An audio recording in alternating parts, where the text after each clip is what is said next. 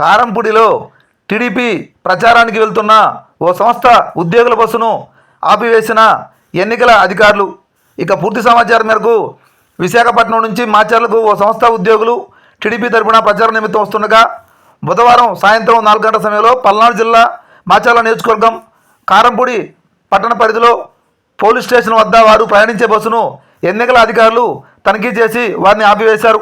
అనంతరం మాచర్ల తహసీల్దార్ కార్యాలయానికి బస్సును తరలించారు. ఆర్ఓ అందుబాటులో లేకపోవడంతో మున్సిపల్ కమిషనర్ వెంకటదాసు బస్సును తనిఖీ చేశారు. ఆర్ఓ వచ్చేంత వరకు బస్సును అక్కడే ఉంచి ఉద్యోగులను పంపివేయడం జరిగింది.